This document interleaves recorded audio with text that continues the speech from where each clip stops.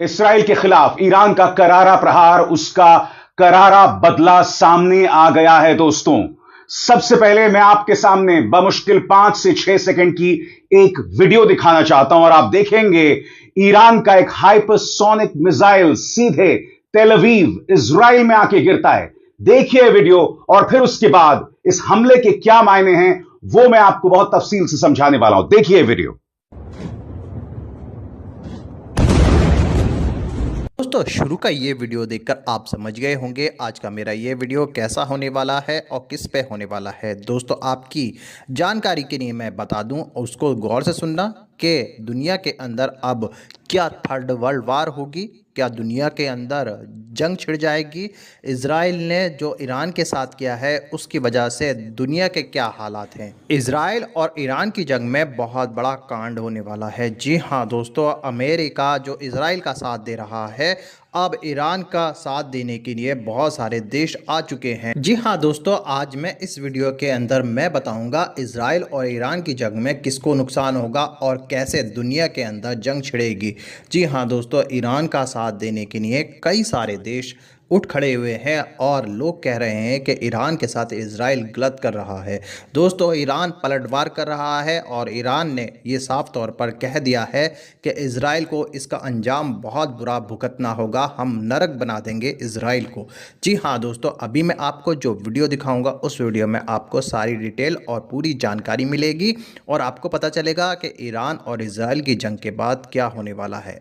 मगर दोस्तों ये वीडियो दिखाने से पहले मेरी आपसे गुजारिश है, आज का मेरा ये वीडियो पूरा एंड तक जरूर देखें। ये ईरान का बदला है और मैं आपको बता दूं इसराइल यहां रुका नहीं है, इसराइल ने भी पलटवार किया है, उसकी भी मैं चर्चा करूंगा। मगर इससे पहले मैं आपको यह बताना जरूरी समझता हूं कि इसराइल ने अपनी तरफ से ईरान पर 24 घंटे पहले हमला किया था, जिसमें उसके कई परमाणु वैज्ञानिक मारे गए थे। ईरान के कई परमाणु वैज्ञानिक मारे गए थे, उसके कई परमाणु साइट्स पर हमले किए गए थे, जिसमें खतरा और आशंका बनी हुई थी कि कहीं रिसाव, रेडियो एक्टिव रिसाव ना शुरू हो जाए। उसके कई जनरल्स को मौत की घाट उतार दिया था और बात वहां नहीं रुकती। जैसा कि ईरान ने दावा किया, उसकी कई औरतों बच्चों को मौत की घाट उतार दिया गया था और आज ईरान ने इसका करारा प्रहार किया। इस हमले में कितना नुकसान हुआ उसकी हम चर्चा करेंगे, मगर सबसे पहले दोस्तों मैं आपके सामने 4 वीडियोस की एक सीरीज दिखा रहा हूं। जी आप मेरे पीछे लगातार देख रहे होंगे तेल अवीव की स्काईलाइन। इस वक्त तेल अवीव की रात कैसी है, किस तरह का प्रहार हुआ, लगातार आप देख रहे हैं। अब मैं आपको एक के बाद एक 4 वीडियोस दिखाने वाला हूं दोस्तों कि किस तरह से प्रहार हो रहा था, किस तरह से लोगों की आवाजें आ रही थी।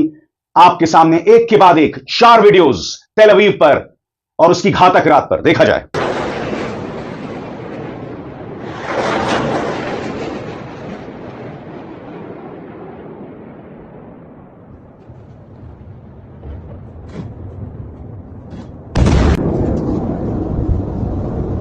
Oh my God. נפילות. לא קרה. הנה איפה? זה מדהים. וואו, הנה זה מגיע. הנה המופע. וואו. הנה המופע. וואלה, כמות התאורות של 11. תעשה את הטלפון שלך על השקעות.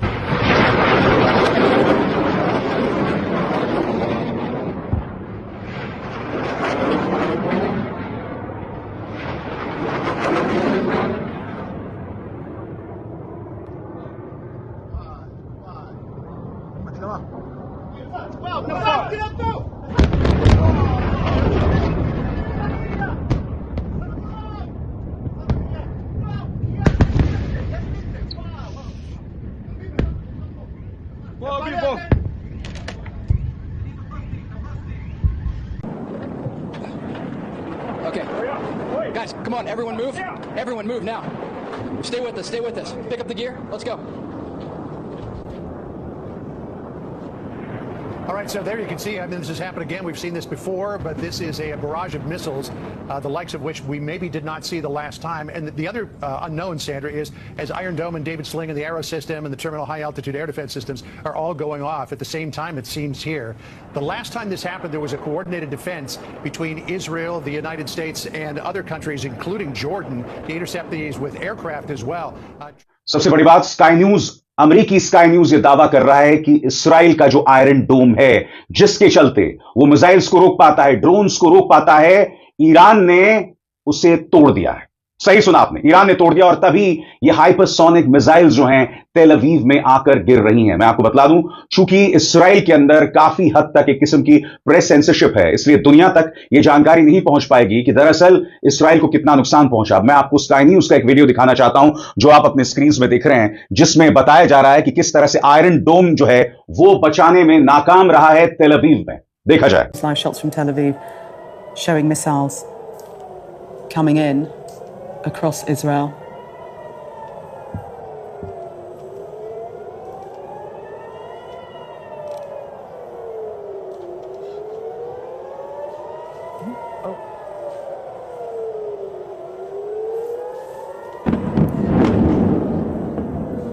Yeah, seeing the impact of those missiles striking buildings there this evening. CNN के एक रिपोर्टर का यह कहना है कि ईरान ने मोसाद के हेडक्वार्टर्स पर हमला किया। वो ये भी कहते हैं कि मोसाद का हेडक्वार्टर्स जो है वहां बड़े पैमाने में लोग भी हैं, यानी आम लोग भी हैं। मगर ये सुनकर थोड़ा अजीब सा लगता है दोस्तों, क्योंकि अब तक इसराइल क्या कहता है कि हम जब हमास पर हमला करते हैं तो हमास ने जानबूझकर अपने दफ्तर वहां बनाए हुए हैं जहां लोग बसे हुए हैं। अब यही तर्क मोसाद के बारे में कहा जा रहा है कि मोसाद ने अपना दफ्तर वहां क्यों बनाया है जहां आम लोग बड़ी तादाद में हैं। इसराइल ने फलस्तीनियों पर या हमास पर यह आरोप लगाया था कि वो इंसानों को, औरतों और बच्चों को मानवीय ढाल के तौर पर इस्तेमाल करता है। मगर क्या यही काम मोसाद नहीं कर रहा है? क्या आम इसराइली को एक मानवीय ढाल के तौर पर इस्तेमाल तो नहीं कर रहा है मोसाद? देखा जाए दोस्तों क्या कह रहे हैं CNN के reporter. U.S. intel view that among the targets were Israeli airfields, but also, and this is crucial, the headquarters of Mossad, the international intelligence service of Israel, which is inside Tel Aviv. It's in the northern part of Tel Aviv, but it's in the city.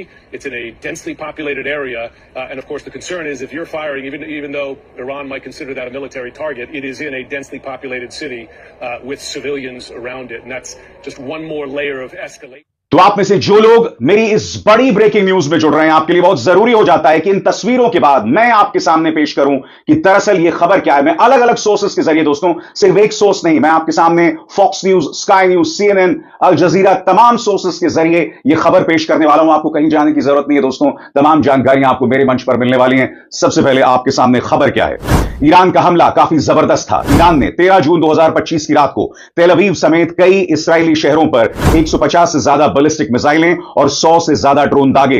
तेल अवीव में कई missile गिर गईं, जिससे एक रिहायशी building में आग लग गई और कई अपार्टमेंट्स को भारी नुकसान पहुंचा है। आसपास की इमारतों के शीशे टूट गए और मलबा बिखर गया। इसराइली इमरजेंसी सर्विसेज के मुताबिक तेल अवीव में कम से कम 21 लोग घायल हुए, जिनमें 2 की हालत गंभीर है। कुल मिलाकर पूरे इसराइल में 1 मौत, 63 लोग घायल हुए हैं। टारगेट्स में तेल अवीव के रिहायशी इलाके, कुछ मिलिट्री साइट्स और एयर बेसेस शामिल थे। हालांकि इसराइल ने कई मिसाइलें इंटरसेप्ट कर ली, लेकिन कुछ मिसाइलें अपने टारगेट पर लग गईं और नुकसान हुआ। कुल मिलाकर हमला बहुत बड़ा था। काफी मिसाइलें दागी गईं और तेल अवीव में आम लोगों और इमारतों को काफी नुकसान पहुंचा है। अब आपके सामने CNN, Iran रिटेलिएट्स against Israel with missile barrage. CNN क्या कहता है, उसके एक एक शब्द पर गौर किया जाए दोस्तों। तेहरान ने शुक्रवार को इसराइल के कई इलाकों पर जवाबी हमला किया, क्योंकि इसराइल ने ईरान के मिलिट्री और न्यूक्लियर ठिकानों पर अटैक किया था। ईरान ने शुक्रवार शाम को कहा उसने इसराइल पर सैकड़ों तरह की बैलिस्टिक मिसाइलें दागी हैं और इसे अपने कुचल देने वाले जवाब की शुरुआत बताया। ईरानी सरकारी न्यूज एजेंसी इरना ने कहा, अभी कुछ देर पहले हमने सैकड़ों बैलिस्टिक मिसाइल कब्जे वाले इलाकों की तरफ दागी और यह ज़ायनी शासन के जघन्य हमले का निर्णायक जवाब है। ईरान का दावा है कि उसने इसराइली मिलिट्री इंडस्ट्रियल सेंटर्स को टारगेट किया, जहां मिसाइल और बाकी हथियार बनते हैं। ईरान ने कहा कि फील्ड रिपोर्ट्स, सैटेलाइट इमेज और इंटरसेप्टेड इंटेलिजेंस से पता चलता है कि दर्जनों मिसाइलें स्ट्रैटेजिक टारगेट्स पर लगी हैं। इस भारी हमले के बाद इजराइल की सेना ने कहा कि ईरान ने 100 से कम मिसाइलें दागी थीं और उनमें सिर्फ कुछ ही टारगेट पर लगी। इजराइल डिफेंस फोर्सेस के स्पोक्सपर्सन ने कहा कुछ नुकसान इंटरसेप्शन के दौरान गिरे मलबे पर जो है हुआ है। और जैसे मैंने बताया दोस्तों, इसराइल अब इसका जबरदस्त जवाब देने वाला है और आप देख सकते हैं इस वीडियो में तेहरान पर यह ताजा हमले की तस्वीर मैं आप तक पहुंचा रहा हूं दोस्तों। आप देख सकते हैं तेहरान में क्या हालात हैं इस वक्त। तेहरान में यह इजराइल का ताजा हमला है। इस बारे में अल जजीरा का क्या कहना है दोस्तों, इस पर गौर किया जाए। ईरान ने इसराइल पर लंबी दूरी की मिसाइल दागी हैं, जिनमें कम से कम 40 लोग घायल हुए हैं। यह हमला ईरान के न्यूक्लियर ठिकानों और सैन्य नेताओं पर इसराइली हमले के जवाब में किया गया। ईरान का कहना है कि इसराइल के हमलों में उनके 78 लोग मारे गए हैं, जिनमें कुछ सीनियर मिलिट्री ऑफिसर भी शामिल हैं और 320 से ज्यादा लोग घायल हुए हैं। इसराइली सेना अब भी ईरानी न्यूक्लियर और मिलिट्री साइट्स के अलावा बड़े शहरों पर हमले कर रही है। दुनिया में अब चिंता की लहर जो है वो फैल गई है। जाहिर सी बात है, अब ईरान नहीं रुकने वाला है, इजराइल भी जवाब देगा। ईरान को जबरदस्त नुकसान पहुंच रहा है, इसमें दो राय नहीं है दोस्तों। अब ट्रंप जो है वो बयान दे रहे हैं, मगर कहीं ना कहीं अंतर्राष्ट्रीय नेताओं के बयानों में दोहरे मापदंड दिखाई दे रहे हैं। अब ट्रंप क्या कह रहे हैं, गौर किया जाए। अमेरिकी राष्ट्रपति डोनाल्ड ट्रंप का कहना है कि अब भी देर नहीं हुई है, अगर तेहरान अपने न्यूक्लियर प्रोग्राम पर कुछ समझौता कर ले तो बमबारी रोकी जा सकती है। यह बात अलग है दोस्तों, ट्रंप ने यह बयान कल ही जारी किया था, जिसमें उन्होंने ईरान को धमकाया था। मैं फिर आपसे पूछना चाहता हूं, ये जो ताजा हमला हुआ है, इसकी शुरुआत किसने की? ईरान ने नहीं की, इसराइल ने की है। और ट्रंप ने किस तरह से धमकाया था, और इस धमकी में उनके दोहरे मापदंड दिखाई देते हैं आपकी स्क्रीन पर। ट्रंप ने इसराइल के ईरान पर हमलों के बाद ईरान को खुलकर चेतावनी दी है और बोला है कि डील कर लो वरना बहुत देर हो जाएगी। उन्होंने कहा अगर ईरान न्यूक्लियर डील नहीं करता तो अगला हमला और भी ज्यादा खतरनाक होगा। ट्रंप ने ट्रूथ सोशल पर लिखा कि ईरान को कई मौके दिए गए और अब वो अगर डील नहीं करता तो जो अगला हमला होगा वो पहले से भी ज्यादा विनाशकारी होगा। उन्होंने ईरान के लीडर्स को भी टारगेट करते हुए बोला कि जो लोग डील के खिलाफ थे वो अब मर चुके हैं और ईरान को बस अब डील कर लो वरना कुछ नहीं बचेगा। साथ ही ट्रंप ने यह भी साफ किया कि अमेरिका इस हमले में शामिल नहीं था और ईरान को चेतावनी दी कि वो अमेरिकी इंटरेस्ट या पर्सनल को यानी लोगों को टारगेट ना करे। कुल मिलाकर ट्रंप ने ईरान को धमकी भी दी और डील के लिए प्रेशर भी बनाया। अब दोस्तों यहां पर ट्रंप के बयान में दोहरे मापदंड क्या है? एक तरफ अमेरिका यह कहता है कि हम न्यूक्लियर मुद्दे पर, परमाणु मुद्दे पर ईरान से बातचीत करें, और दूसरी तरफ इजराइल क्या करता है, वो ईरान के परमाणु ठिकानों पर हमले कर रहा है। तो ये दोहरे मापदंड नहीं है, बातचीत भी और हमले भी, जिसमें ईरान के लोगों पर प्रहार किया जा रहा है। मैं आपको बतलाना चाहता हूं कि ईरान के राष्ट्रपति मसूद पेजेश्कियान ने कल ही कहा था कि इसका खतरनाक जवाब दिया जाएगा, और उन्होंने क्या कहा था इस पर भी गौर किया जाए। ईरान सरकार ने इस हमले को, यानी कि इजराइल ने जो पहले हमला किया था, ईरान सरकार ने इस हमले को सीधा युद्ध बताया था। उनका कहना है कि ईरान ने पिछले 200 सालों में किसी पर हमला नहीं किया, लेकिन अगर उसकी संप्रभुता पर हमला होता है तो जवाब देना उसका हक है। और अब वो जी हाँ दोस्तों, आपने इस वीडियो में देखा जो भारत के सच्चे अच्छे पत्रकार हैं अभिसार शर्मा जी, उन्होंने यानी ईरान और इजराइल की जंग को लेकर पूरी जानकारी इस वीडियो में दी। उम्मीद करता हूँ दोस्तों ये वीडियो आपको अच्छी लगी होगी। दोस्तों अच्छी लगी तो इस वीडियो को लाइक करें, अपने दोस्तों के साथ शेयर करें, और इस वीडियो को लेकर आपकी क्या राय है अपनी राय कमेंट बॉक्स में ज़रूर लिखें। तो दोस्तों मिलते हैं एक ऐसी नई वीडियो के साथ, अपना ख्याल रखें।